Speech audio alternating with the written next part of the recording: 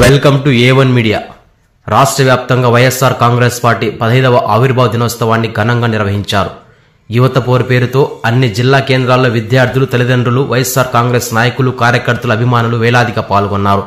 ఈ సందర్భంగా మాజీ ప్రభుత్వ సలహాదారుడు పోతిరెడ్డి నాగార్జునరెడ్డి మాట్లాడుతూ, దివంగత వైఎస్ రాజశేఖర రెడ్డి హయాంలో దేశంలోనే తొలిసారిగా ఫీజు రియంబర్స్మెంట్స్ అమలు చేసి అన్ని వర్గాలకు విద్యను అందుబాటులోకి తీసుకువచ్చారని గుర్తు చేశారు.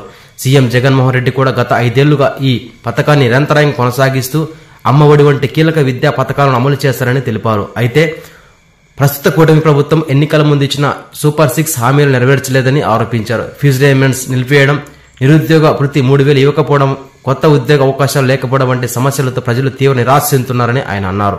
అంతేకాదు వ్యవసాయం, వ్యాపార రంగాలు సంక్షోభంలో పడిపోయాయని, ప్రభుత్వ మెడికల్ కాలేజీలను ప్రైవేటుకు అప్పగించేందుకు ప్రయత్నిస్తున్నారని ఆయన విమర్శించారు. రాష్ట్రానికి వచ్చిన మెడికల్ సీట్లు కూడా కోల్పోయామని అన్నారు.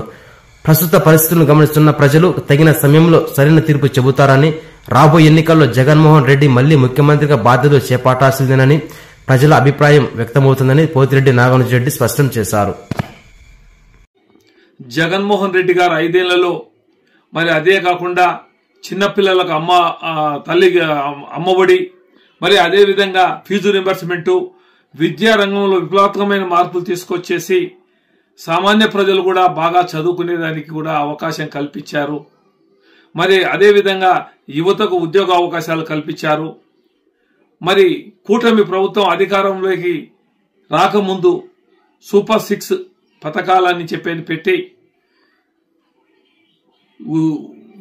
యువతకు మరి నిరుద్యోగ భృతి కానీ, ఫీజు రింబర్స్మెంట్ కానీ, తల్లికి వందనం కానీ, ఆయన చెప్పిన పథకాల్లో ఏ ఒక్కటి నెరవేర్చకుండా రైతులకు సంబంధించి గిట్టుబాటు ధరలు లేక, మరి అదే విద్యారంగాన్ని పూర్తిగా సర్వనాశనం చేయడం, మరి అదేవిధంగా ఆరోగ్యానికి సంబంధించి హాస్పిటల్లో మందులు సరిగా లేకపోవడం, ప్రతిది కూడా ఆయన ఈ టైంలో ఈ 10 నెలల కాలంలో ఇబ్బంది పడుతూ ఉన్నారు.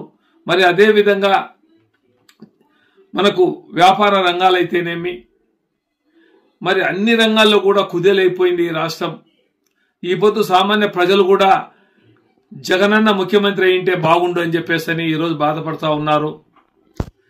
చంద్రబాబు గారు చెప్పినట్టు ఏ ఒక్కటి కూడా నెరవేర్చలేదు. మరి ఎప్పుడెప్పుడు మళ్ళీ ఎలక్షన్లు వస్తాయా, ఎప్పుడెప్పుడు జగన్ ముఖ్యమంత్రి చేసుకోవాలనే ప్రజల ఆలోచనలో ఉన్నారు. కాబట్టి ఆయన చెప్పిన పథకాలు ఏం నెరవేర్చలేదో రేపు ప్రజల దగ్గర వాళ్లే సమాధానం చెప్పుకోవాల్సిన పరిస్థితి వస్తుంది. ఈరోజు వైఎస్ఆర్సీపీ నాయకులుగా కార్యకర్తలు కూడా ప్రజల్లోకి వెళ్లి మేము ఇది చేశామని చెప్పుకునే ధైర్యం, ప్రతి ఇంటికి పోయి చెప్పుకునే ధైర్య అన్ని కూడా వైఎస్ఆర్సీపీ నాయకులకు, కార్యకర్తలకు అందరికీ ఉంది. కాబట్టి ఈరోజు రాష్ట్ర వ్యాప్తంగానే కాదు, వైఎస్ఆర్సీపీ అభిమానులు, మరి విద్యార్థుల తల్లిదండ్రులు, మరి ప్రతి ఒక్కరు కూడా అభిమానులు కూడా ఈరోజు ప్రతి కలెక్టర్ ఆఫీస్ ఎదురుగా ధర్నాలు వేలాది మందితో చేయడం జరిగింది. విదేశాల్లో ఉన్నటువంటి మన తెలుగువారు కూడా వైఎస్ఆర్ పార్టీ ఆవిర్భావ దినోత్సవాన్ని ఘనంగా జరుపుకోవడం జరుగుతూ ఉంది. కాబట్టి ప్రజల్నే నమ్ముకున్నటువంటి వైఎస్ జగన్మోహన్ రెడ్డి గారు ఆ ప్రజలే మళ్ళీ ఆయన ముఖ్యమంత్రిగా పట్టం కట్టబెడతారని చెప్పేసి ఈ కూటమి ప్రభుత్వం చెప్పింది ఒకటి, చేసింది ఒకటి ప్రజలు అర్థం చేసుకున్నారు. కాబట్టి ప్రజలే తగిన గుణపాఠం చెప్తారని తెలియజేసుకుంటూ సెలవు తీసుకుంటున్నాను. నమస్తే.